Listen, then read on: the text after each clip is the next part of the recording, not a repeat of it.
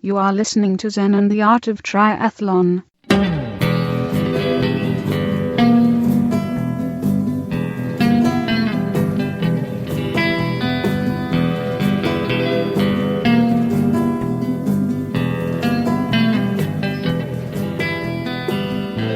Well, hey there, you tri freaks and geeks, and welcome to another episode of Zen and the Art of Triathlon, the podcast where I take you with me at the Ironman level of endurance training, and that requires some balance, so we learn a little Zen along the way. You can hear me, I'm walking in my flip-flops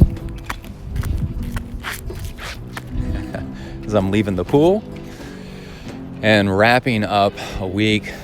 This little segment here, I'm going to have a little training tip for you and a couple pieces of cool gear. Last episode, I mentioned something about convenience. Last episode was 50 great triathlon training tips. And one of them was all about convenience. Make everything as convenient as possible.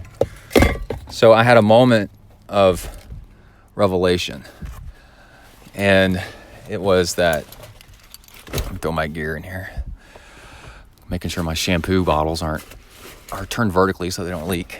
And I'm beat up, I'm tired from running more than I have in a long time because my feet are healing up because I'm training smart. And I ran 26 miles this weekend, 26 and a half, split up over 2 days, and that's the most I've done in a while. And I'm beat up from that, and so I cut back on the biking to allow me to run well, because I'm trying to increase my running back to where it used to be. And strap in everybody. And I was like, okay, I don't really want to bike. And I've noticed that all this extra running, it makes me not want to bike as much. And that's okay, because I got to look at the big picture. And I'm like, well, I do want to do something Sunday evening. And then I was thinking, I can go swim now that we've got this new pool closer to me. I was like, go swim or go bike. And so one trick I've learned is to visualize yourself doing that thing, and that'll help spell out the pieces that you're missing, and it'll help motivate you. So I was laying there and I was like, well, okay, if I get on the bike, I'll probably bike like this, and this is what I'll look like, and this is what I'll feel like. Oh yeah, okay, some cycling shorts, I need to find those, and then I need to get this gear together and make this fuel bottle and all this stuff, right? And then I was like, well, okay, so there's that. Now let's visualize a swim. And I'm such in the habit of swimming all the way across town, where it's a 20-minute drive over there each way, that I was like, oh yeah, that's the down. I really want to swim, but the downside is it's so far away. And then I realized, no, it's not. It's 5 minutes away. It's 4 minutes by car, and then 1 minute walking through the front door. And so then I thought, well, that's different. And then all of a sudden the swim became so much more, doable. I was like, well, that's cool, man. I can just go swim and in just a few minutes, I'm in the water. And swimming's so simple. It's less gear, actually, in a way, than biking. Oh man, I took an exit out here that I'm gonna have to do a U-turn. And so I was like, oh, okay, well, that's cool. And I actually haven't swam in the evening in a long time. So I was like, well, that'll make it interesting to go see what this new pool is like in the evening. Like, what is it like? Is it crowded? Is it, you know what? I'm just gonna go straight. I got people behind me. And so all of a sudden that just made it like interesting, I was like, oh, cool. So now I got something to discover, something that makes it more fun. And my cool piece of gear that I wanted to tell you all about is this master lock. It's been out for a while, I'm sure, but it's like a joystick button master lock, and you push it different directions, and you can change the code, right? So I've got this, and they come in bright colors because it's really for kids, but it's a good locker lock.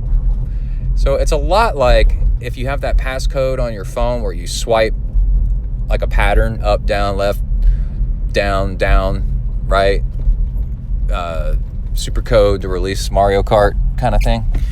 Well, this is like the same thing, and it is awesome because I don't have to remember a locker combination. And I've done the locker combinations where you can do your own letters.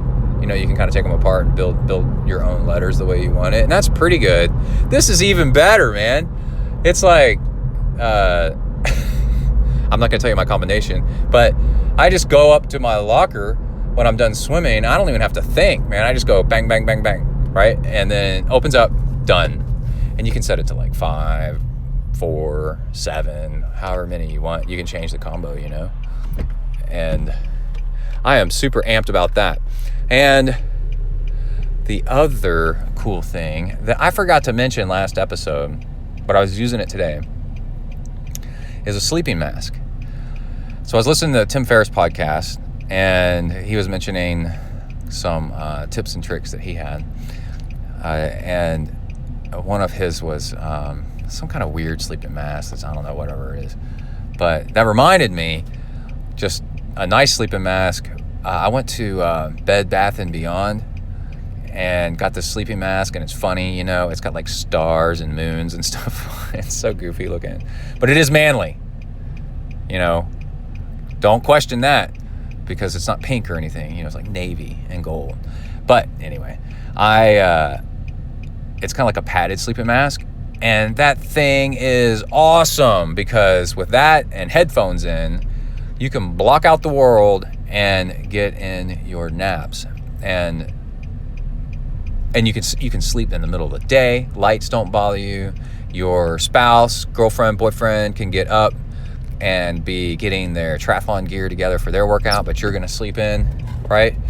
And the light doesn't bother you. You can just keep on sleeping, man. And then, even better, it's great for traveling. So you're on an airplane, and you want to sleep in your seat. There's always that person that has the freaking window open into the sun, and they're the seat in front of you, but it's like a kid, and you want to yell at them and like, hey, drop that window, but it's like a kid, and they're like, wow, and they're looking out, and man, it's once in a lifetime for them, first time they've ever seen the view from up there, and so you don't want to be a killjoy and tell them to close that door, that window, so you leave that open. Okay. You can put on your sleeping mask and be cool. All right, now let's see. The other thing I want to talk about was my swim workout, which was there's two other things. Swim workout. I was so beat up for my runs, but not bad. I'm going to tell you about my runs in a second. My runs were freaking great, and there's a method to it that I want to talk about.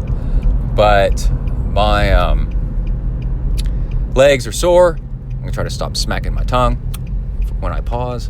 And legs are sore. And so I'm going to go swim, and I'm tired. Imagine that you ran all the time on flat ground. If you're just running on flat ground, how are you ever going to get faster? How are you ever going to do hill work? Because hills are resistance training is the number one way to get faster, right? Well, it's the same thing in the pool. You can swim faster, but still the pool's flat. You can swim into a current, but that doesn't really do anything. The way that you get extra resistance to improve you in the pool is drag. So there's one way where they can tie you to the end of the pool with surgical tubing. We used to do that, stretchy cords. And so you have to try to swim to the other side, and you can't, but you're fighting for it, that's a really cool workout. But you can wear extra swimsuits, which take time to put on and take off with all that, to add just a little bit of drag. But no, the killer app is Drag Chute, which I talk about all the time. You just clip it on, and then bam, you are swimming uphill big time. And then you can do sets, right? So I was swimming along. I did 10 minutes easy warm up, and then 5 minutes drag chute, then 5 minutes easy, then 5 minutes drag chute, 5 minutes easy. And I was planning on doing another 5 minutes drag chute, but I got a minute into it, and I was like, screw that, man, I'm tired. Oh, man. But what it made me think about was that there is a very, very sane way to triathlon training that is very useful that we should all think about. And it goes something like this. You can get crazy training and train, right? Great.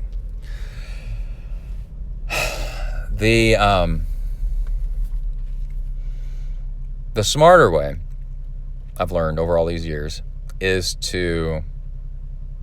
we left the pool. Now I'm on my street, by the way. That's pretty cool, huh?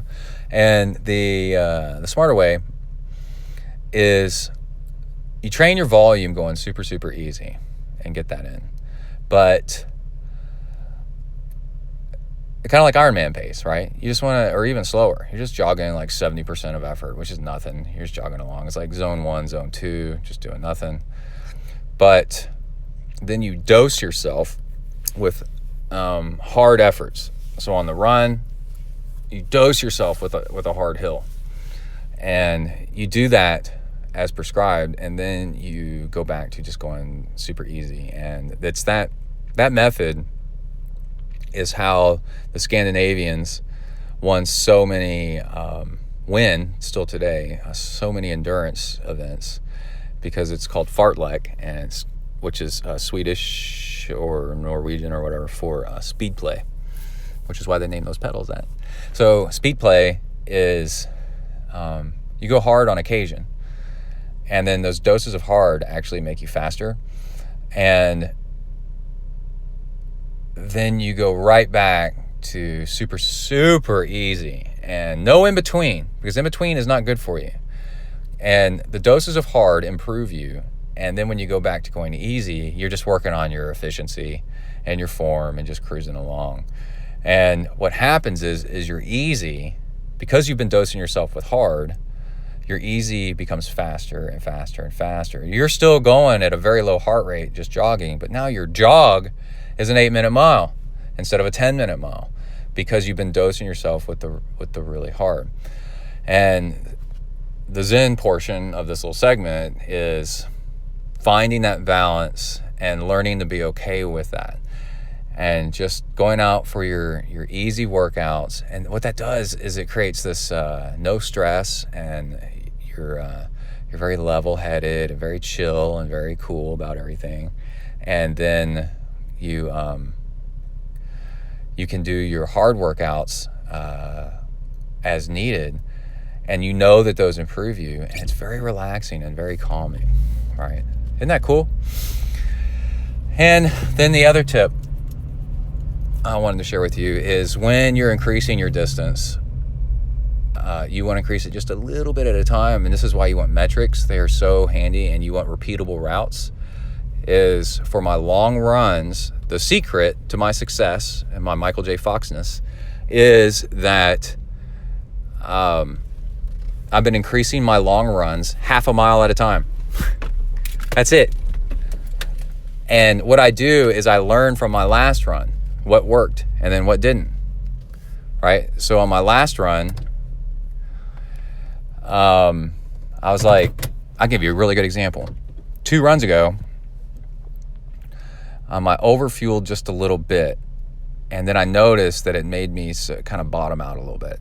So I was like, okay, I got a little greedy with the fuel, and it actually makes you bonk because your stomach's a little bit too full. So this time, when you take a sip of your fuel, don't take such a big sip. Just tough it out and take smaller sips, because taking bigger sips actually you're gonna get backed up, and then it's actually counterproductive. And so I did, and I ran the exact same route, and I went, and these are just training runs, right? I'm not racing. I think on Saturday, I did 13.1 miles. I was going to do 13, and then I did the 0.1 just for kicks, because that's a half marathon. And I did 13.1 miles at like a 9:37 pace.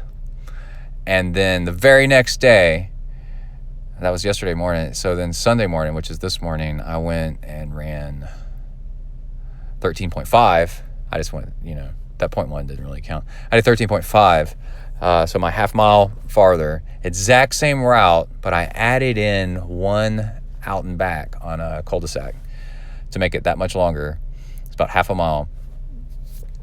And I ended, and I did a 9:17 pace. Exact same temps, same time of day. Even though I'd run my longest run since injury the day before, the very next day I ran, and I biked that afternoon, an awesome bike ride.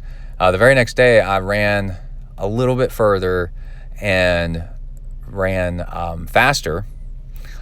And it's because I learned from the previous day. And a couple episodes ago, we talked about Kaizen. So Kaizen is these little, you just want to do just a tiny bit more, a tiny bit improvement until you get to the volume that is appropriate for the distance that you're training for. So when you look at a half Ironman, let's say you want to do a half Ironman or you want to do an Ironman, okay? There's you can kind of guess and do the work, or you could Google it and find out how many hours per week or how many miles per week or kilometers or whatever you want do Kona qualifiers, age group Kona qualifiers do for training for their peak weeks, right? You Google that and start digging around on Google, and you'll start to find out that there's like standards that the best age groupers do to do the best in their age group. And then you can start aiming your life towards that. And then everybody's a little bit different. So you're like, okay, I come from a swimming background. So like, I don't need to swim quite as much as this one person does. I do need to run more to get my running up to where it is. And biking's about the same, right? So you can increment your training load, just your long run, half a mile per week, until you get up to whatever the most recommended long run is for your distance that you're training for, right? And I remember one time a couple years ago, it was like 3 years ago, I decided I was going to try it. I was training for the 100 miler, and I decided I was going to try to see if I could get my mileage up to 100 miles per week, 100 miles of running, and just not do anything else, just swim and bike as if I wanted to and all. And I decided to increase my distance no more than 10% per week. Overall volume, just 10% per week. So you know what that was? That was like a quarter mile here, half mile there, quarter mile here, half mile there, more than last time.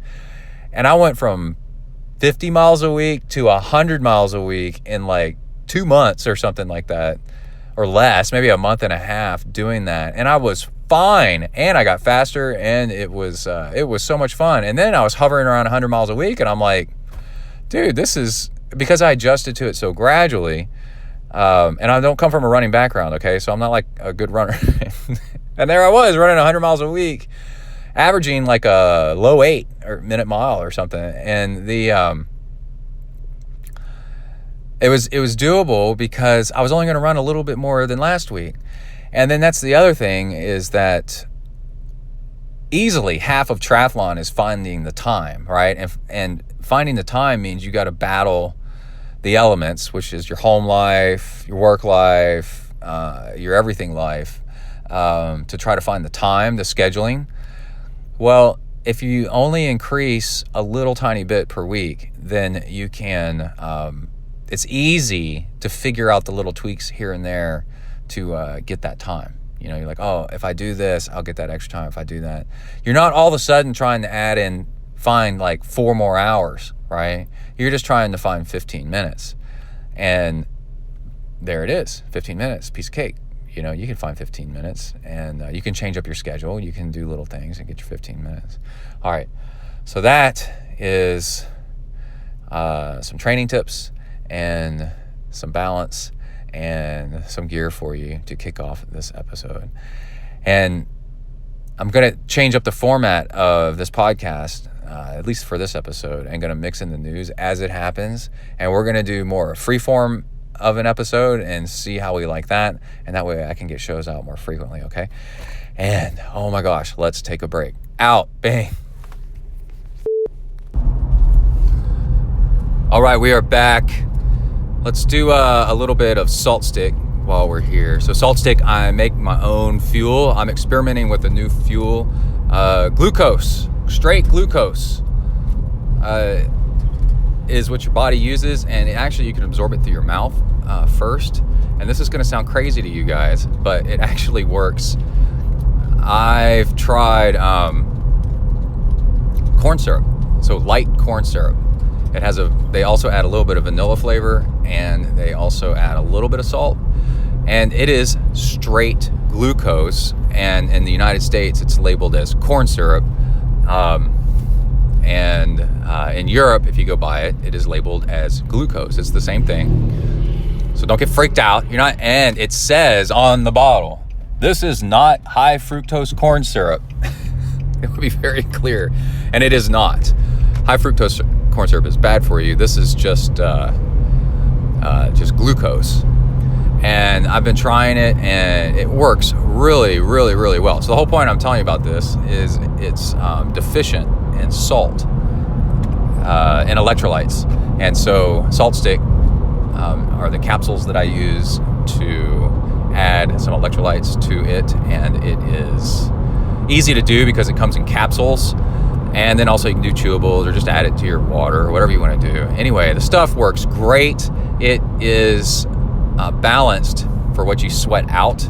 So they took ratios of what people sweat out and then put that into capsule form so that it's not just sodium and chloride and, you know, who knows how much magnesium or potassium. No, they know the right amount, and that's the ratios that they put in there. So it's putting back in you what you sweated out. It's really cool. So you can get your salt stick at a discount. You can go to saltstick.com/ZenTri, and it asks for a code, and that code is ZenTri. And then guess what? You have your discount. Isn't that cool?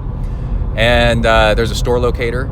ShopSaltstick.com has a store locator, and the ZenTri stuff's good for the United States.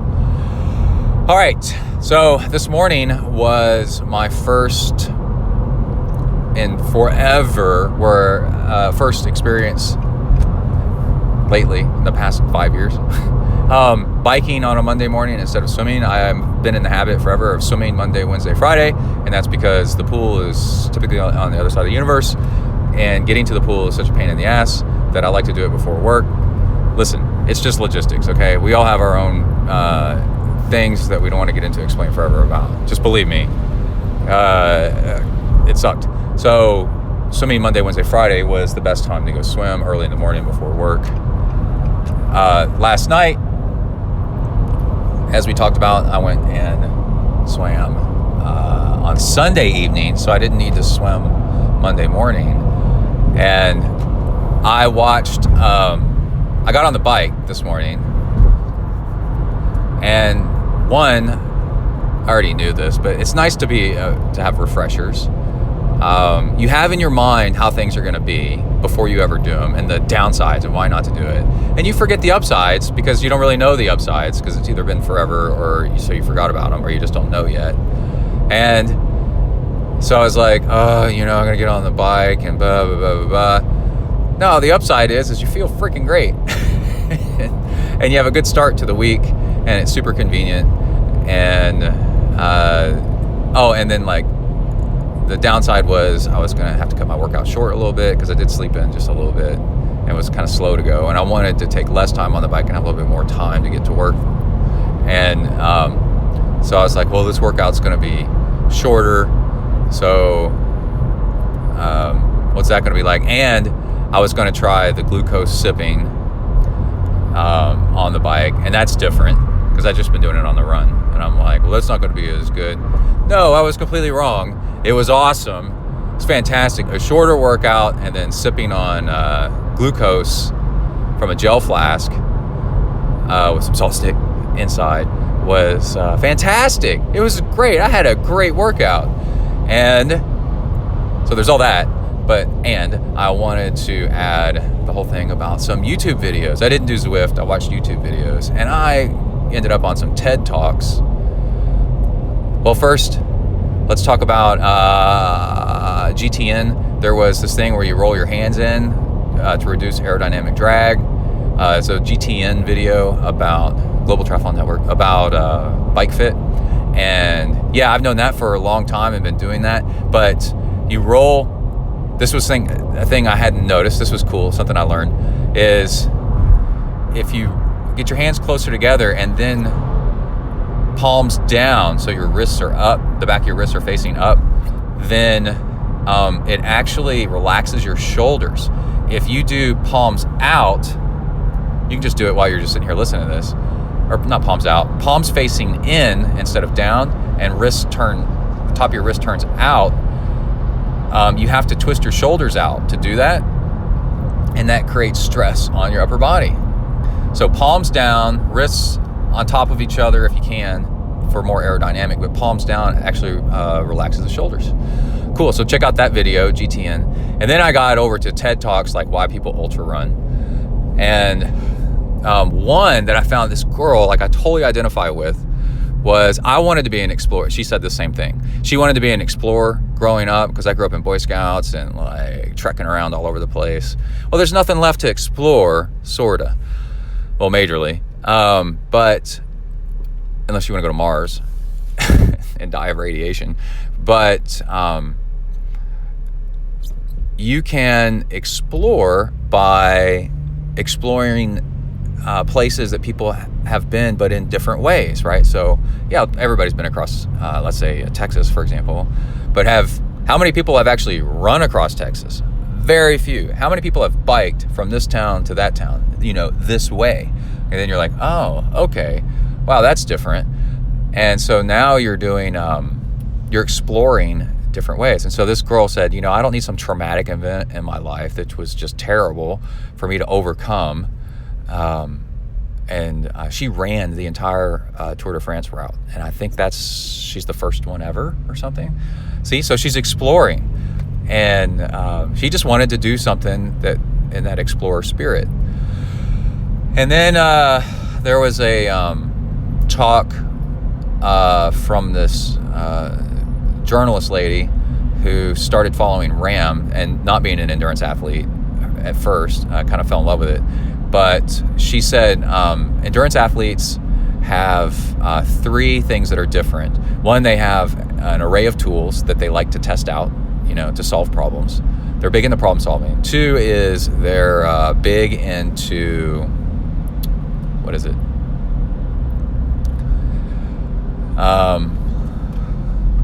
God, I had a brain fart. Being alone. I was like, it's the one that describes me the most. It's just, being by yourself so you can think, you're contemplative.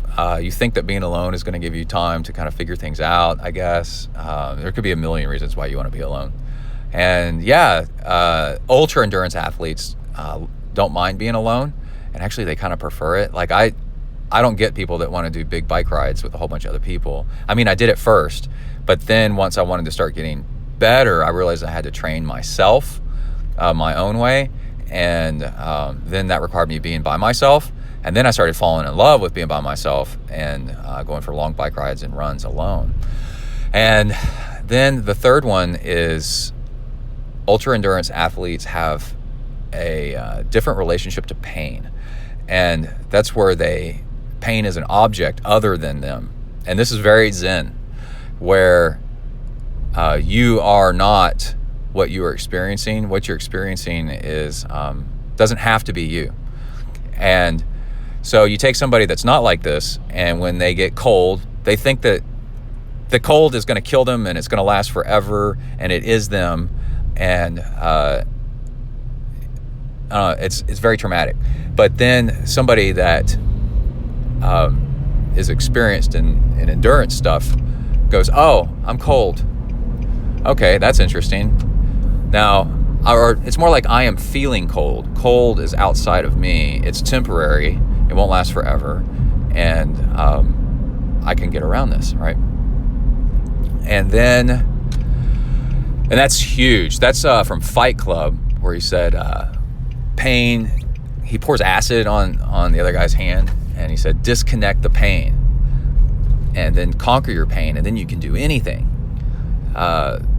Once you realize that you are not your pain, you are not your khakis. You can do anything, but you got to disconnect from pain. And then the other cool video,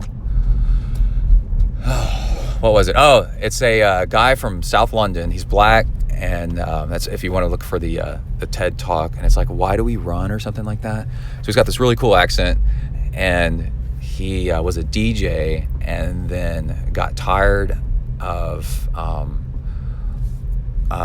he thought life was awesome being a DJ, but then after a while it gets old, and then you start getting out of shape, and then so he started running, and then and there's all that, which is really cool. He's a fantastic talker, so that's it's really good to watch somebody that knows how to communicate.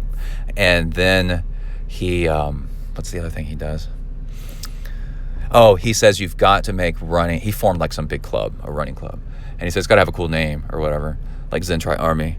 But then also, or ZenTri Samurai. But then he said, you've got to make it a lifestyle. People don't want to go do a thing. They want to be a thing. And you've got to go do that. So anyway, that was my experience this morning. So those were all the cool things I experienced by doing something different. And my expectations were completely wrong, and I had just a blast. So you just never know. So go try something new, all right? All right, I got to go inside to W to the ERK. Out, bang. Bada boom, bada bang. All right, leaving the pool, an evening swim. And, I was talking earlier about just be patient, and you will get more efficient at things. Don't get too frustrated with things being inefficient. Yeah, man. I am super efficient now at my evening swim, and then also, you don't know what's going to happen. That's an upside that you might be all into, and I just had something. So I'm swimming along, and the upside is a nice little swim in the evening allows you to kind of think about and process your day, and that was really, really cool, man. And you're like, well, I got to swim, and I got to do like 500s on a this, and I got to do 10 100s on a that. And believe me, I know all about that stuff. And, I got to do 10 100s IM on a whatever, last 25 sprint. Well, you really don't need to do that for open water swimming. You really just need to practice freestyle the most. The other strokes are good, but breaststroke's a good one. But then the other thing is you mix in intervals of drag chute, and that does all the thinking for you, man. I did 10 minutes warm up, and then 5 minutes drag chute, and then I just kept repeating that. Did that 3 times. But now the second 10 minutes is not warm up. It's just cruise easy, work on technique, and 5 minutes drag chute, and then 10 minutes easy, and then 5 minutes drag chute. Now it's done. No thinking, just doing and letting the drag chute throw in the resistance for you. And that would be just like going out on a bike ride and biking easy and then doing a 5-minute hill, and then biking easy and then doing a 5-minute hill, and then biking easy and doing a 5-minute hill. That's it. And hills are where the magic happens, man. It's the exact same thing. Although I just had a downside that I realized, a fear. It has not happened yet. something there. Fear stands for, I don't know, whatever. But something realized, not yet realized. But now I know what's going to happen as I'm going to get out of the pool, and it's going to be late, and then I'm going to turn on my cell phone. Oh, sitting in the hot tub was nice, by the way. Woo, that was cool. And everybody's got fake boobs. What is up with you people? Is that a thing? Is it like tattoos? Everybody's got to get fake boobs? Anyway, I noticed that in the more popular weightlifting gym now. And anyway, I'm turning on my phone, and I'm like, oh, I know what's going to start happening. I'm going to start getting text messages from Emily. Hey, while you're out, can you go over to the grocery store and get this and this and this and this and this? And I'm going to be like, oh, now she's taking advantage of me and trying to ruin my life by making me actually do useful things. That should be my TV show, Useful Things instead of Needful Things. Stranger Things. She's going to make me do useful things while I'm out. And I don't want to. I don't want to be useful. Let's see, another thing. I'm driving in my neighborhood now, and there's Christmas tree lights everywhere. And if you don't already, man, running at night through subdivisions with tons of Christmas lights is so much fun. It is so cool. You get to see more and more come up, and then how they do it. And then if there's been a wind storm like we just had today, like high wind, then you get to see stuff all knocked down. You get to see the people that are very upset that there's not enough Christ in Christmas, so they put crosses in their yards and all that. It's a little wackadoodle. And then, let's see. Well, I guess that is the whole point. But your yard decoration shouldn't be to prove a point, though. I think it should just be to enjoy.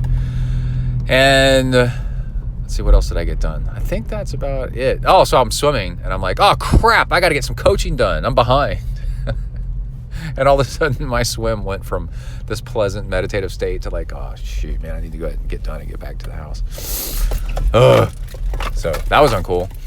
All right, but that's it. I'm now pulling up in the driveway, and we are here. Okay, sign here, and here. I'm out. Bang. All right, let's take a break from the show to check out our Velo Assurance Bike Insurance Bike of the Week.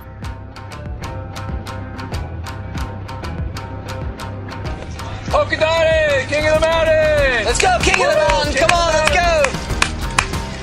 He doesn't know what it is. He doesn't know what that means. Today's bike is the Trek Speed Concept, but not just any Trek Speed Concept, because lots of us have one of those or wish we had one of those. That's a familiar bike.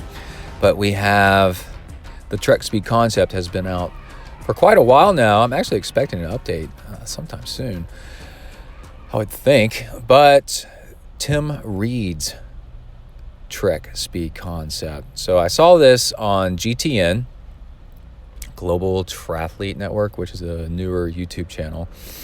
And let's see the date on this, September 9th. So it's a little bit old, but I was cruising through all the bike porn that's out there and looking for something that wasn't just bike specs, but a little bit more of a story to it.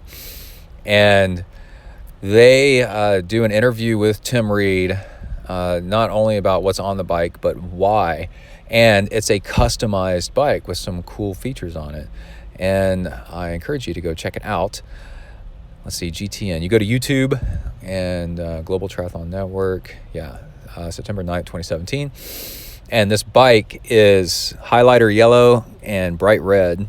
It's like the most heinous color combination. But it works somehow-ish. And it's also, let's see, it's got a disc wheel. But he starts going over the different parts on it. That is really interesting. He said that he had some back pain and moved the cockpit and I guess the seat forward. I've done that to help with back pain. If you have stuff pushed back too far, you end up pinching your back, sort of like pushing your butt out to the back. And moving everything more and more forward as far as you possibly can kind of stretches your body out and puts less torque on your back joints. And the thing with the cockpit, though, he talks about, it's hard to tell because the rear wheel is up off the ground an inch or so, and the front wheel is not. But the cockpit actually tilts up just a little bit. And he talks about that it cradles him, so it keeps him from falling over the front. Because you're so far out front, for more stability, it's nice to have you caught. It's like cupping you so that you don't fall over the front, which is pretty cool. And another really interesting thing to look out for on this bike is a custom carbon fiber slathering, I guess we'll call it, to make a little disc cover for his cranks. And this is something that I've seen some people do. I'm not sure it's entirely legal to do aftermarket aerodynamic gains of adding materials and stuff like that, but small stuff, people don't seem to care. And I'd actually be interested to know if anybody out there knows if doing it yourself versus buying it aftermarket and then adding it on or something. I don't know. It's weird, but his crank looks like a solid disc, and that's definitely more aero. One thing we always forget about, we spend so much money on aero this and aero that, and then your crank is this big saw blade flying through the air that's got hollow segments through it, which just catches more and more air. It's kind of ridiculous. So anyway, check out Tim Reed's Trek Speed concept, because of all the ideas he's got out there that will kind of authorize you to try out some different stuff too. Tim Reed's Trek Speed concept. All right, but let's talk about our main sponsor of this episode, Velosurance Bike Insurance. Oh man, they are in the business of insuring bikes. This is my favorite line. Carbon fiber does not react well to sliding across the blacktop or crashing into a downed rider or car. And if that ever happens, there is a company that can save you those big out-of-pocket repair bills. They've been in business since 2012, and as of months ago, had insured over 30,000 high-value bikes and their owners. I'm sure it's way more than that by now. And they reached out to me, and I out back to them and said, hey, we got to get you guys on the podcast because ZenTri is about high-end bike racing, and we spend a lot on our bikes, and you guys would be perfect to get on the show because before they were ever a sponsor on the show, when I did Ironman Canada, I went and got Velosurance for my new Trek Speed concept because we're traveling. I paid a lot of money for that bike, and if something happened to that bike, I needed coverage ASAP. And yeah, I remember my bike got scratched up. The fork got damaged down to through the paint into the carbon fiber on transportation to Ironman Canada from Texas. Can you believe that? That was crazy. And let's see, what will Velosurance do for you? Velosurance Bike Insurance do for you? They pick up 100% of, I don't want to misspeak.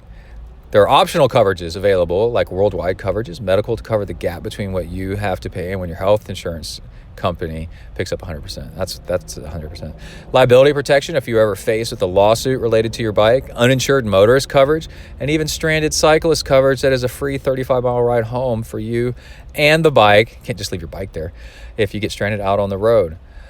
I'd imagine I'd be like, take the bike. Save yourself. I'll sit here on the side of the road, get my bike back safe. I can figure out how to survive out here, but my bike can't. The cost for roadside coverage is only $10 a year, cheaper than a pair of socks. Isn't that crazy?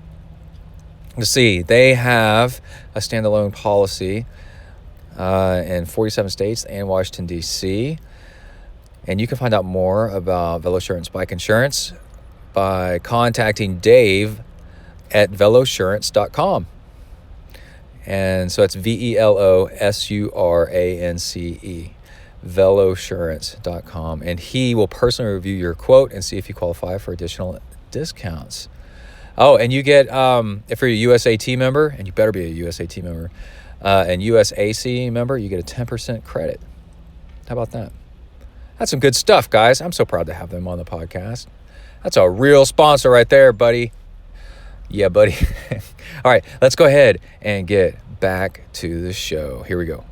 Yo, we are back. It is Wednesday morning on my way to W to the ERK and had a great run this morning. But before that, I got up and started walking, and I had zero pain under my heels from plantar fasciitis.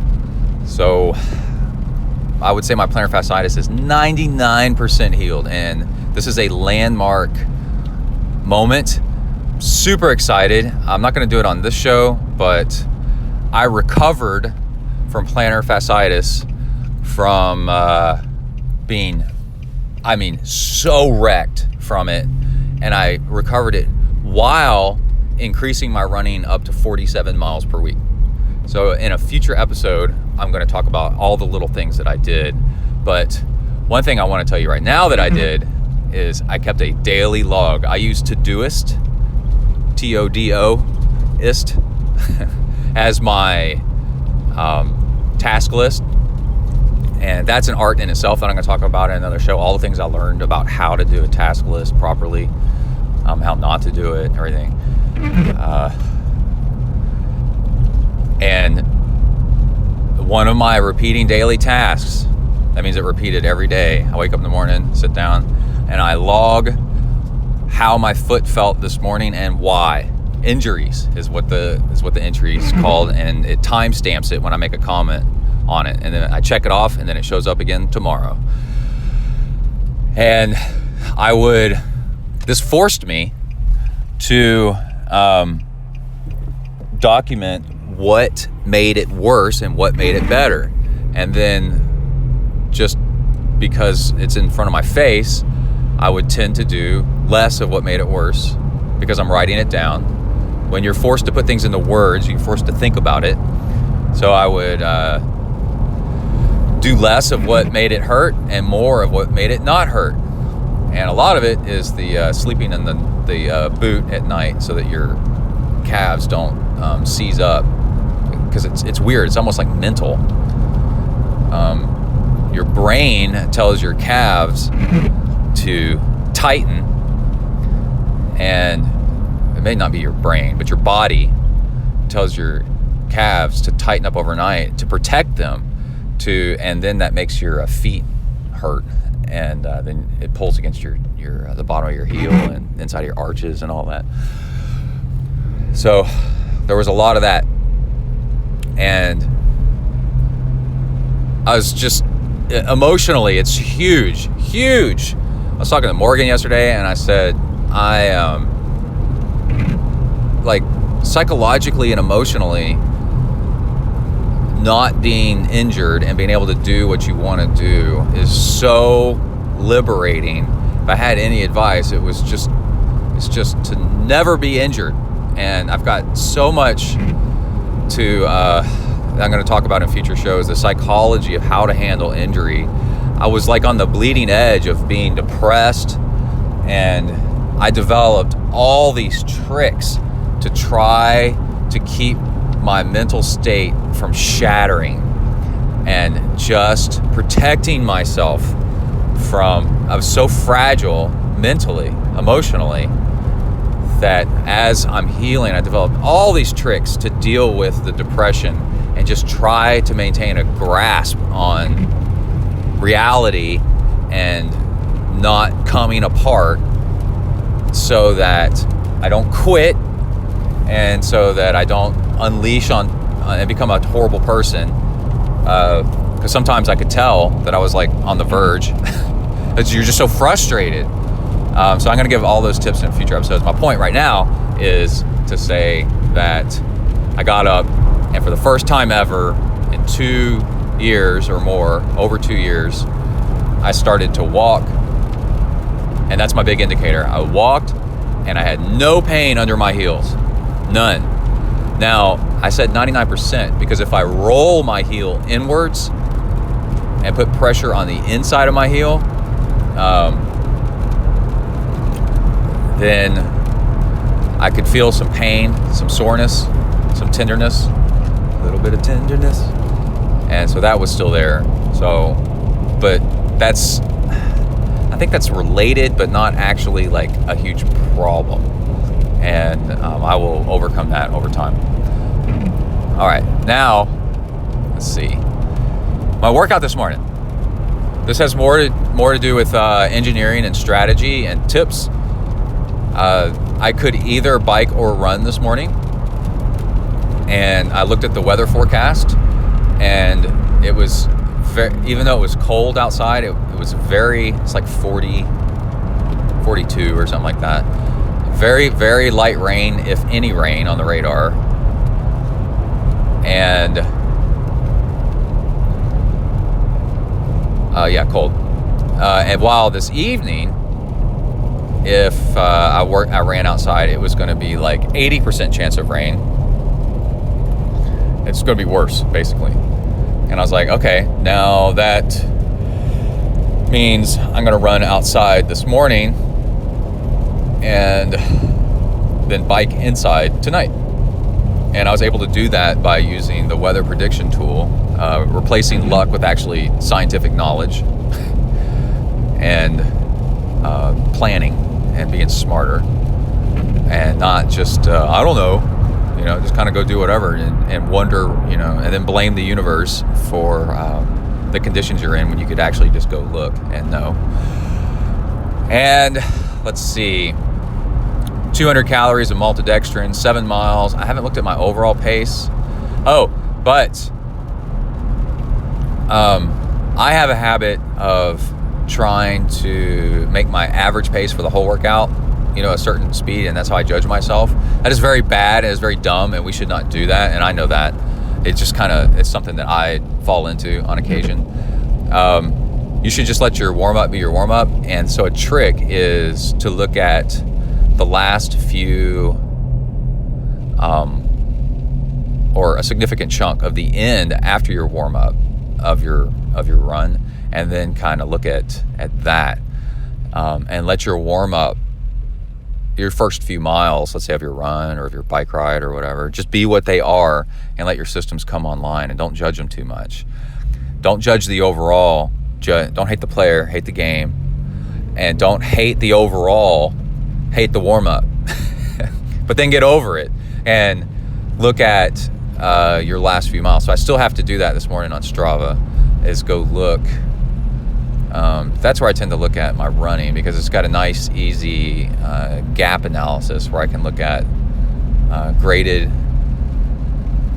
assisted performance, grade adjusted performance. And so it's like, how would you have run if it was flat ground? And then those are where I kind of I mentally throw away the first few miles, and then start looking, and I go, whoa, I was running a low 8-minute mile after warm up. Because if you were out racing, you would warm up before your race anyway. And then I'm like, okay, that's improved, and that's nice. Now, another thing that I did, this was so great, and I felt confident. This was another thing of not being injured, allows you freedom. And it allowed me the freedom of feeling confident that I could go out and run as many or as little hills as I wanted to, because I wasn't worried about my feet being injured anymore. And that was my whole point. If you can do anything in your athletic life, just don't get injured. And as soon as you start to get injured, heal it, because you are a prisoner of having to do certain things and being pulled around by your nose like a bull with a ring in its nose, being towed around by what your injury is making you do, instead of, if you're not injured, you can just do anything. So as soon as you can, recover from your injury so that you can get back to being free. Discipline is freedom. Well, it's also injury-free is freedom. Is another thing. So I was running this morning, and I was like, oh, now since I'm injury-free-ish, right, 99% injury-free, I can swap out another cul-de-sac with a steeper one, which I did, which was very, very cool. And I was just very excited about that. And then, Oh, I noticed while running, I was able to run. I've been doing squats in my training while weightlifting, and I've noticed that I'm able to run with more power, and it's more comfortable. Feels good. Got to be careful how you mix those in so they don't compromise your other workouts too much. It's got to complement your other workouts. You start doing squats, you got to pull back a little bit on intervals and other stuff that you're doing on the bike and on the run. And then what's coming up is Emily and somebody I coach are going to do a half marathon on Sunday. So that's really exciting. And we're just kind of keeping an eye on that. I thought I was going to have to go support her. And so I asked her this morning after I was done running, and I said, hey, anyway, I was like, crap, I could go run that marathon instead of just standing around the finish line. I could actually go run that, half marathon, because I'm doing that in training. I could go jog it and have fun, and then I could be there and exercise while I'm there to help Emily, support Emily at the finish line, right? And she goes, why would you go do that half marathon? Or why would you do that? And I go, because I'll be bored waiting around. And she said, I wouldn't plan on you going anyway.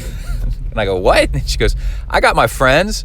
She's running with 2 other ladies. And she was like, I don't need you. And I was like, whoa, okay. Well, that's good, I think. But that's a nice upside. With your training group, you can do races and have your buddies support you along the way and enjoy that. So anyway, and then I was like, well, crap, then I can stay at home and do my own thing with Kai. And Kai ran 8 miles on his own the other day at a 9.5 minute mile. It's a 13-year-old and just jogging. And I was really impressed with that. That's pretty cool. All right, that's it. I got to go into W to the ERK. Out bang. All right, we are done with my morning run. Another improvement. Oh my gosh, this is so great. I was seeing times in the 7s. I've got it lapping every half mile. Let's see what my total is. I'm gonna hear it beep. Let's see. Saving. Mr. Herman. Oh. All right. 7.18 miles. 59 minutes, 47 seconds, which is an 8:19 pace. Ooh, that is a Kona qualifier run pace. 1,000 calories. Holy crap. Little morning run. And I was taking the hillier route. And what I was doing was cruising the downhills, just jogging the downhills with a long stride, and then working the uphills a little bit harder because that's a nice workout.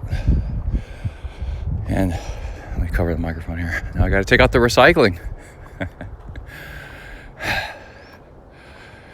After enlightenment, chop wood. After enlightenment, clean your bowl. After a great run, take out the recycling. Zen in 2017.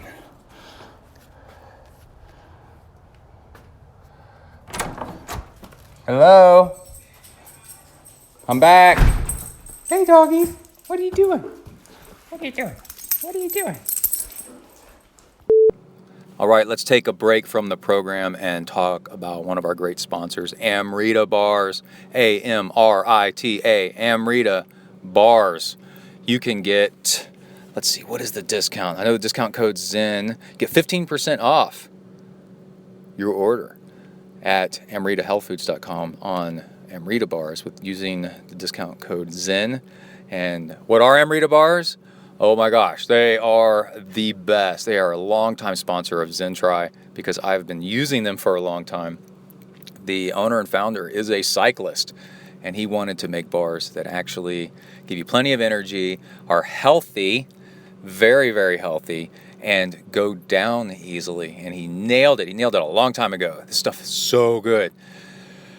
They have seeds instead of nuts. So if you have a nut allergy, they're wonderful for you. They have all kinds of awesome flavors, and they're a bit soft and chewy, so you don't get dry stuff all in the back of your throat whenever you're doing 30 miles an hour and you take a bite of one of these things. The way I eat it is I open up the end of the wrapper and while I'm riding, or sometimes before the ride, and then I squeeze out like as much, a third of the bar, maybe a quarter of the bar, and take a bite, and then drink it with some water. And it's got cardamom in it, and that's a soothing spice that's awesome for the stomach.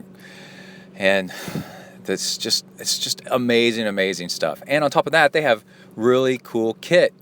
They've got some of my favorite actually of cycling jerseys out there, and they got a triathlon kit, cycling jersey, socks, like cycling socks, running socks. They're black with Amrita written across them, and this really cool font and color. It's really awesome.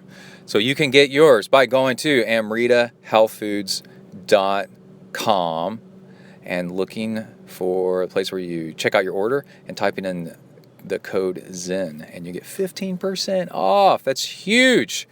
That's huge. All right, let's go back to the show and see what's up. Here we go.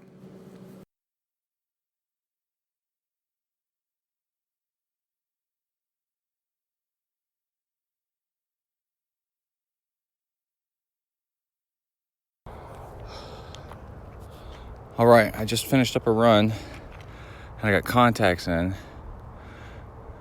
and I'm trying to see what I actually did it in. Ooh, I think that's my fastest morning run. That's pretty good. Recovering from plantar fasciitis, leaning forward just the tiniest bit, higher cadence, 8:27 pace for 7 miles. That's really great.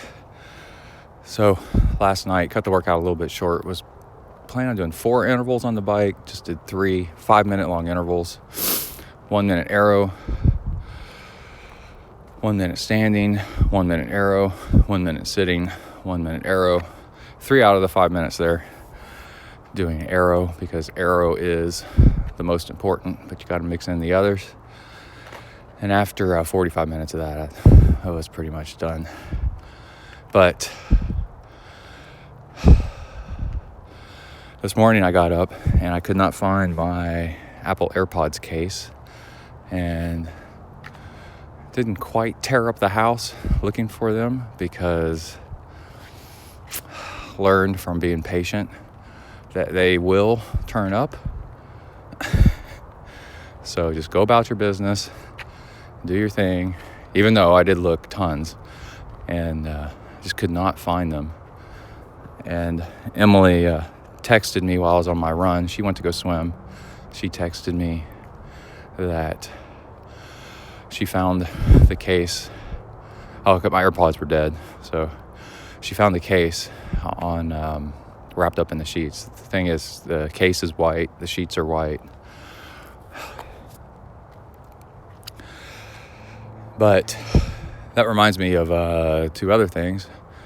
Well, really 1 other thing. Running without music, that's neither here nor there. But this morning, the past few workouts, I've been going without a heart rate strap and just going by pushing myself a little bit more. I've been doing triathlon. Fans of the show have been doing triathlon for so long that aerobically we're fit. It is such a struggle for me to get out of zone 2 that I don't need something to keep me in it. So I was just kind of going by feel. And I've been having some really great workouts, going a little bit harder, a little bit faster, just kind of pushing myself a little bit more. And that's really nice. So now we have my fastest run this morning since my foot injury. I keep having 1 or 2 a week. Just improving. But I'm about to top out to where I was before I need to start losing some weight. I'm 192 this morning. But anyway, let's go inside. Let's see what's happening. Hello? I'm recording. I see Coach Suji staring at me. Kitty cat. Did you get my text? Yeah, I saw that. I ran the fastest I've run. Oh, yeah? Yeah, 8:27 pace. I was booking. Well, How was- that's really fast. How was your swim? That's good. What was it like? I was the only one in the pool again. It's like the third time in a row. Okay. So that was good. I felt tired, but I kept going. I did 1,100 yards. So what'd you do for your, did you do any intervals or just swim? I just swam. Did you meditate? I tried not to fall asleep in the hot tub after. Oh yeah? Mm-hmm. The hot tub's pretty cool, huh? Mm-hmm. Yep, it was. Yeah. So, yep, it was good. Yeah. I'm tired, so. Yeah. I knew you'd probably find when I got that text message, I was like, oh, I bet Emily found them. Because she's cleaning up the hurricane. Yep. That's what you say anyway. Yeah. Maybe we should call you FEMA, because you're always cleaning up after the mess. They don't have a very good reputation, though. So. They do too. They're the best. Okay.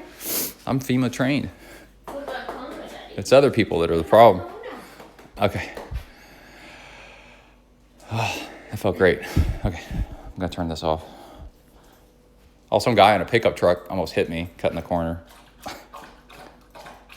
Was it that truck that lives at the house that's for sale on Ravenstone Loop? Where they No. have a really steep driveway? No. There's usually like 2 or 3 big trucks that pull in and out of there real fast.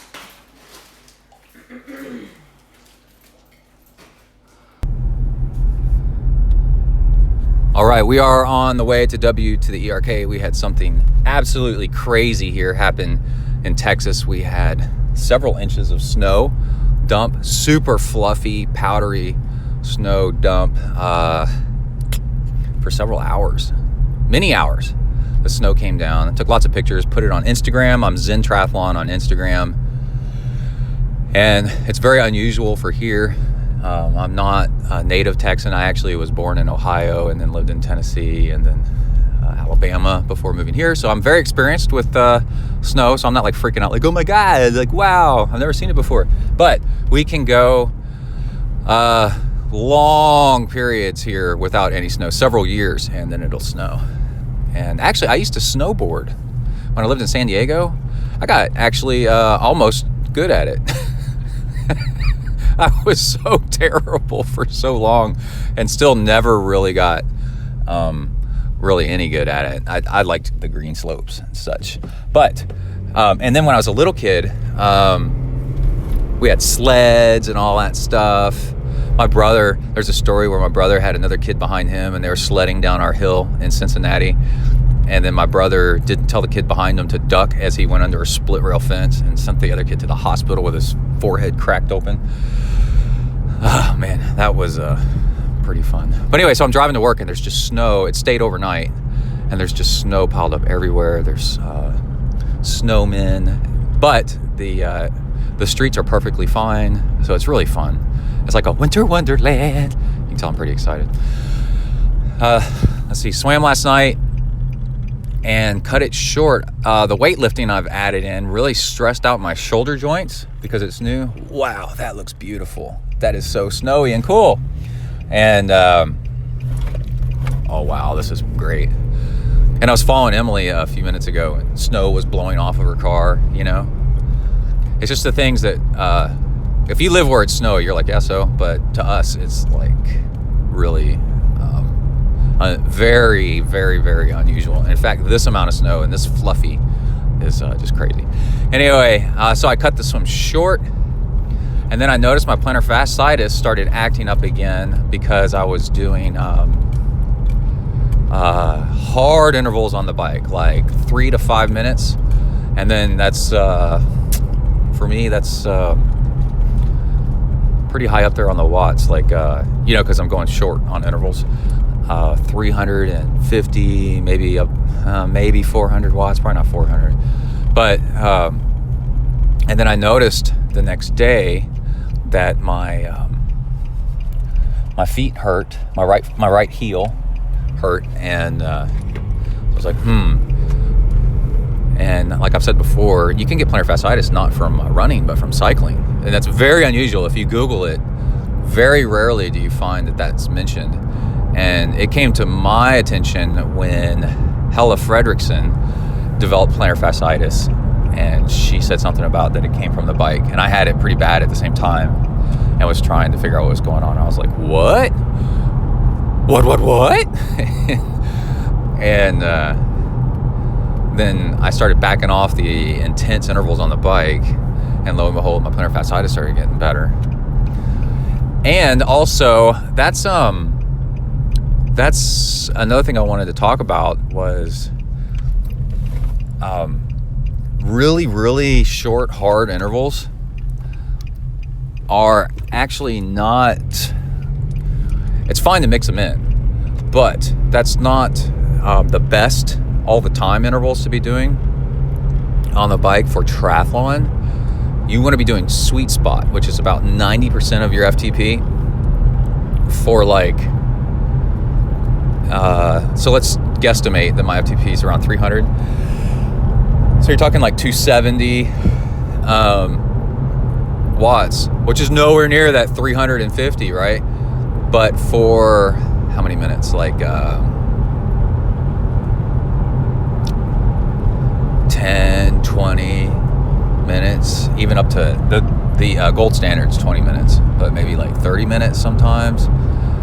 And so anyway, I was doing that this morning, and I've got a cool workout to hand over to you guys to give a try,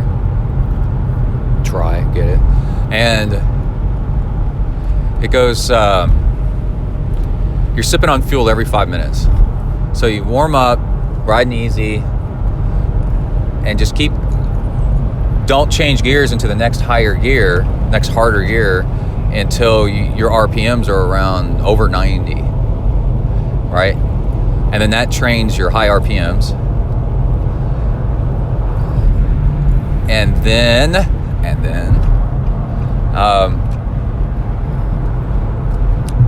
as you're getting close to that 5 minute mark where you're going to sit up and take a sip of fuel, take a little bit of a break for like 30 seconds to a minute, then there's a truck in front of me, snow's blowing off of it. Oh, it feels so cool.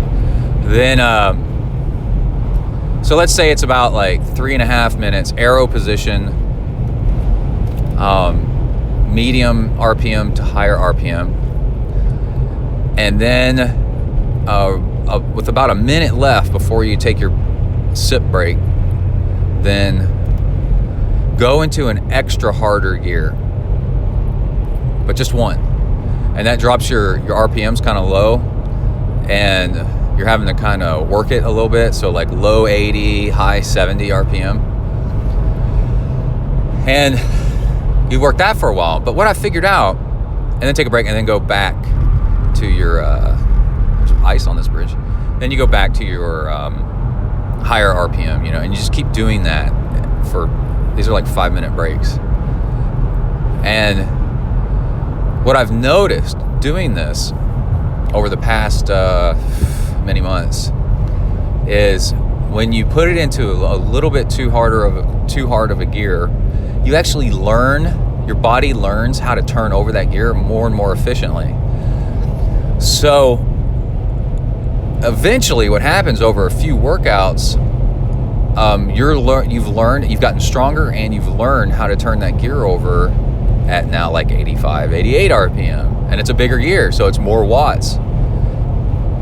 And over a period of weeks to months, you can doing this, kind of dosing yourself with turning over a bigger gear, you get better at turning over a bigger gear, you get more efficient at it, and the next thing you know, a few months down the road, you're doing 30 more watts, 40, and in case this one video I was watching, this guy was doing 50 more watts by exposing himself to higher, to the bigger gears, but just slightly a bigger gear. And then, because if it's too much of a bigger gear, then you have to stomp and grind, and you have to bump and grind, but you have to work it too hard. But it's just like a minute, and then a minute and a half, and then like 2 minutes, of a bigger gear that's just one gear too big, you actually learn how to get up and over it with every pedal stroke and pull up a little bit more and how to be more efficient and how to breathe and how to hold yourself. And then the next thing you know, even within the same workout, you're going one gear bigger and at the same RPM, which is or almost the same RPM, which is more power, right? And the whole time you've been training yourself to do it. And that also doses you with the sweet spot without it being like one of these crazy hard intervals that takes so much time to recover from. You're doing like a medium hard interval for long periods of time. And that's the kind of stuff that makes you a much, much, much, much better triathlete, because you want to stay constant and even, but apply big power, but not massive bursts of power, because those compromise your run. So it's perfect. It's also the way they train for time trials. The video I found online was this guy that was trying to improve his time trial time. He was at 53 minutes and he was trying to get below 50, and he got all this training on how to do it. And one of the things was the big doses, long doses of medium hard intervals, and learning how to sustain bigger output for long periods of time. And yeah, he increased 50 watts in aero position. Isn't that crazy? Absolutely crazy. Anyway, yeah, he went from his aero position FTP went from 200, let's say, to 280 or something like. Oh no, it was like 220 to 280. That would be 50 watts. I think it was. It's very impressive. And just a very average guy. So it's possible for all of us. All right, I think that's it for right now. And I'm going to go into W to the ERK. Out, bang. Oh, I should mention, I've been posting a lot of pics like a week ago. My new running gloves. They're like high-vis yellow. Super cool. They're by Defeat. DEFEET. And Kai went outside and played in the snow with them last night, and I had to get them out of the muck this morning. But I'm wearing running gloves while I'm driving because getting in the car is cold. And I've got this pair. I think they're a few years old. I think I got them in San Francisco when I was doing Alcatraz, the Alcatraz Tri. But they're Brooks running gloves, and this is really cool. You got to search for these if you can find them. They're iPhone friendly, iPhone screen friendly, and the coolest feature is there's a flap over the thumb where you can pull it back and then your thumb can come out. And so you can expose your thumb and then work your screen. It's super cool. And it's also got, the touchscreen friendly material on the fingertips. But definitely love these things. And I wish they were in high-vis yellow. They might have made them in high-vis yellow. But you've got winter stuff coming up and you want to cruise with your iPhone, then try to find some gloves that have that on it. It's pretty neat. All right, that's it. Out. Bang.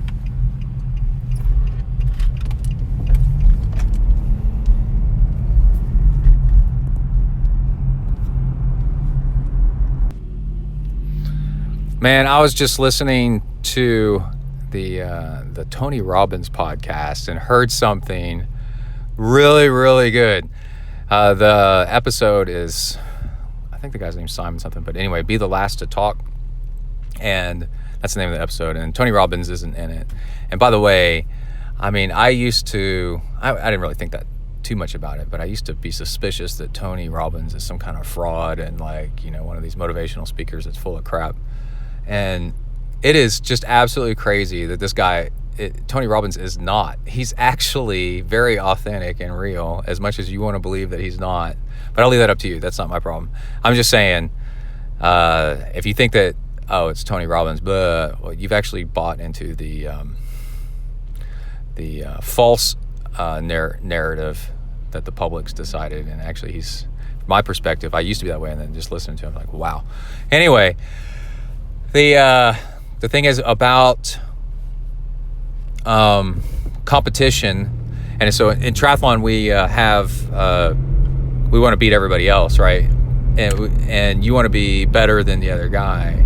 And this guy, 35 minutes in this episode, it's a business podcast, but he's talking about business, and he said businesses that think they're the best that's a trap, and they end up failing because they get complacent. And then he says, and then, by the way, just think about it. Think about people. Do you want to be friends with somebody that thinks that they're better than you, or do you want to be friends with somebody that's constantly trying to improve themselves over themselves, right? So the whole point is, to try to be a better triathlete than you are, and then you have endless, constant self-improvement instead of trying to be better than others around you, which is annoying and and leads to frustration, and in triathlon, like injuries and whatever. If you just try to be a little bit better than yourself, it works out so much better. Now, I would say this is mostly true.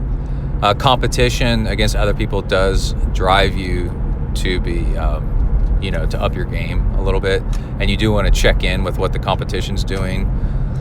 But maybe that's on race day. And that's what races are for. Actually, that I've thought this for a long time. Races are where you check in and kind of see how you're doing. But in training, it just needs to be, and in your daily life, just try to up your game over your previous self just a little bit. And then it feels good. You're constantly improving. And then the guy was saying that when you're just going for trying to be the best versus other people, then you're constantly defending yourself against other people's attacks. And that gets old and painful. And there's also a little bit about how if you're just competing against other people and then you get to be the best, then there's no trying anymore, which I kind of already said. But then when you're just trying to improve yourself and just be better than you were last time, there's constant innovation, which is critical. And they're talking about it in the business world, but that's constant. It's critical in triathlon. You'll be like, okay, I can do better than this. I can do better than this. I can keep trying. Okay, where can I improve on here? Where can I improve on there? What little thing can I do and keep improving? I thought it was really cool. So go check it out. Tony Robbins podcast, Be the Last to Speak, is the name of the episode. 35 minutes in, I was kind of like, whoa, that's some strong stuff, yo. Anyway, that's it. Out, bang. Gonna go eat some Freebirds World Burrito. Barrel. Hey, do you want to help keep ZenTri on the air? Well, you can by going over to zentriathlon.com. It is the website where I put links and descriptions of all the shows. And also on the left-hand side, there is a link to a super easy, simple PayPal button. You can go there and either do a one-time donation or you can do a recurring donation. And if you do, then you get your name mentioned on the show every single time. And you get my email address so that you can ask questions personally behind the scenes. I'll answer any kind of question you got. I obviously love to talk. So you ask me about something triathlon, I will give you the answer. But also there is a different way to help support the show where you get something back right into your fuel hole, your mouth. It's called Hornet Juice. Hornet Juice is on the right-hand side of zentriathlon.com, and it's a purple and yellowish link, and it is an amino acid that you add to your fuel. It's a protein, basically, that you add to your fuel, and it's only like 60 calories per packet, but what it does is that special blend of amino acids turns on fat burning. This was all about fat burning and keto before keto was even a thing. So what it does is it simulates what the Japanese killer hornet does, and it uses its own saliva to that has this amino acid blend in it to turn on its own fat stores. And when it does that, it becomes the longest flying body weight to distance ratio animal in the world. And it can do that eating nothing and just fueling off of its own body fat. So scientists realized this, figured out what it was doing, and then simulated the same amino acid blend in humans so that we can do the same thing. And not only is that really cool, but also it actually really works.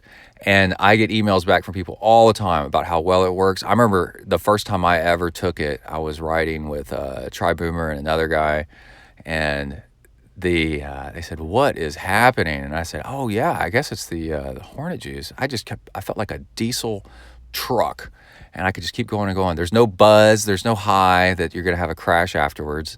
It's just seemingly endless energy. It's really great. And one packet lasts not just 30 minutes, but an hour and a half. So 2 packets for a 3-hour bike ride. And then you can also add it to other stuff that you eat or drink. It tastes a little bit like grapefruit. It's got this really cool kind of flavor to it. But anyway, it's made and comes from New Zealand. So if you go to Hornet Juice on the right-hand side and get yourself a 10-pack or a 20-pack, you get an email reply from me that says, "Howdy," because I'm from Texas, And it says, "Howdy, your Hornet Juice is on its way." And it comes from New Zealand, so it'll take an extra 5-10 days to get there. So be patient because it is worth it. It is so awesome. So with Hornet Juice, not only do you support the show, but you get you get an email from me, and then you have my email address, and then you also get something cool to help your training, and then also you get something fun and exciting that's interesting and just different to show your friends. And it comes from New Zealand. You get something from New Zealand all around. It's just like this super cool trifecta of awesomeness. That's a lot of fun. That totally makes it worth it. All right. That is our sponsors and Hornet Juice. So let's go ahead and get back to the show. Here we go. All right. Leaving the pool. This should be the last entry. I'm going to make it be the last entry. Setting my phone down. I got way too much crap. I feel like I need a wagon. Anybody else feel like that? With all the food and the equipment. Learned something last night. I don't know where I read it. Oh yeah, lifehacker.com, which is a good and bad place to hang out. You're much more likely to remember something if you say it out loud. And we all kind of know that, but it's nice to, scientific study shows that. And I said out loud, 1, to fix something on the pool this morning before I left the house. And 2, and I did that. I said that last night, and then I did that this morning. And then 2, to get some stuff out of my swim bag when I got to the car, when I was done swimming this morning. And I did that. And now I just did it. So now we're at the point we're actually getting in the vehicle, the ZenTri Mobile Studios. And I've still got handfuls of crap. Welcome to the Handfuls of Crap podcast.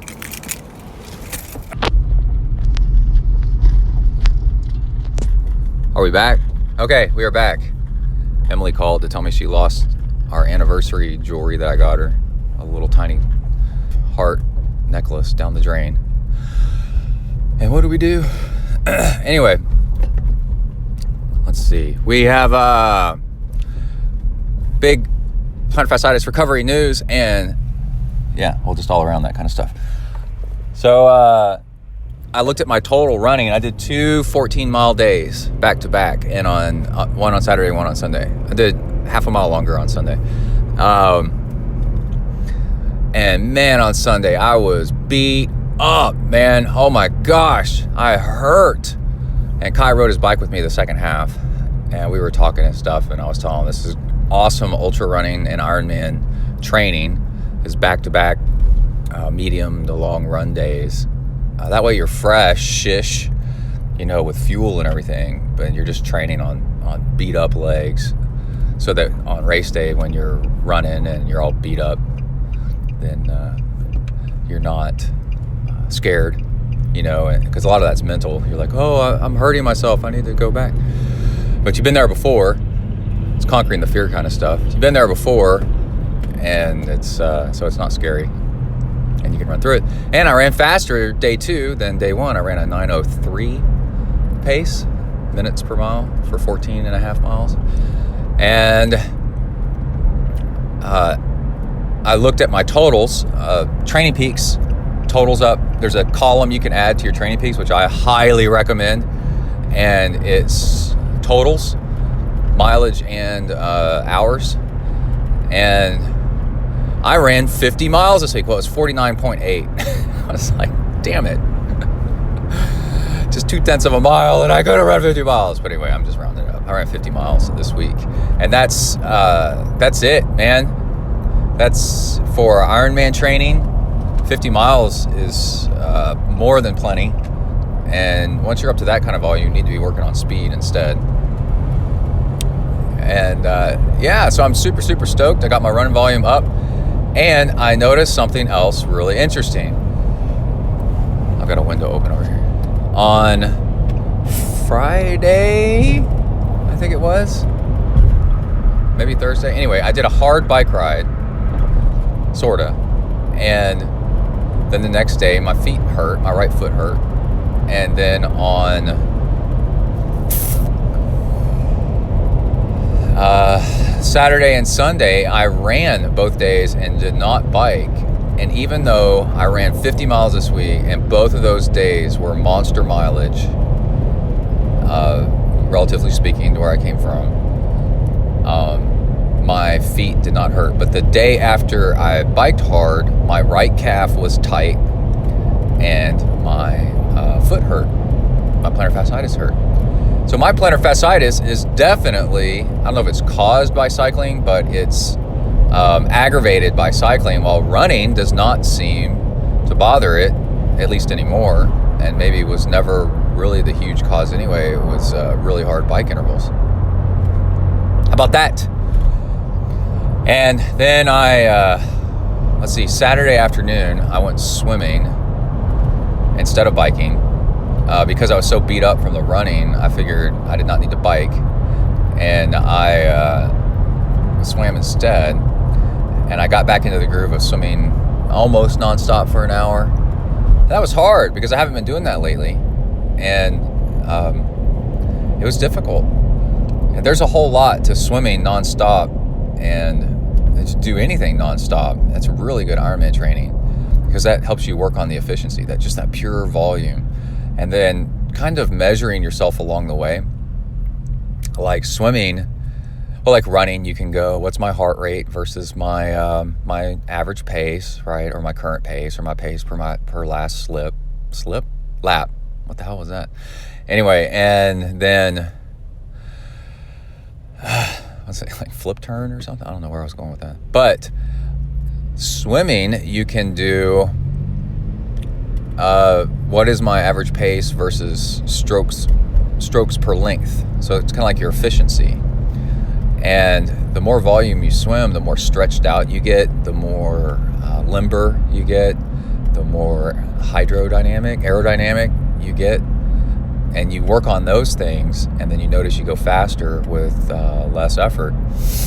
And I went back to having the beep timer, but being really gentle with it.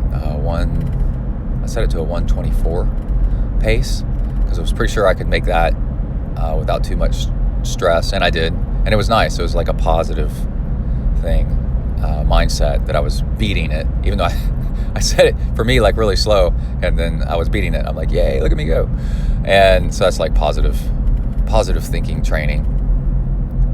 Set your standards low, and then when you beat them, then you feel good about yourself.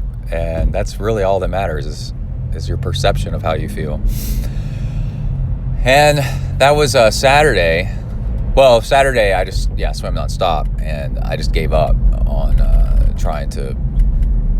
I turned the timer off. I just gave up and just said, this goal is just to try to swim nonstop for an hour, which I was having trouble with. And I did. Stopped a couple times to adjust my swim cap, but in general, swam nonstop. And then today, did the same thing, and it was a little bit easier, and I went a little bit faster.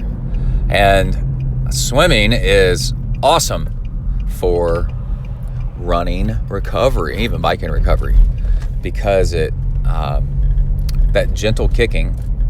This is swimming without kick drills. Just swim gently. Try not to kick too much. Really flushes out the legs and helps your legs recover. Like I feel, I'm lying to myself actually. I feel like I could go run right now. But that's because I'm sitting down. I know if I started jogging, I would go, ow, ow, ow, ow. Oh man. Okay, so that's it. Everybody, stay safe out there. Work the uphills, cruise the downhills, and keep the rubber side down.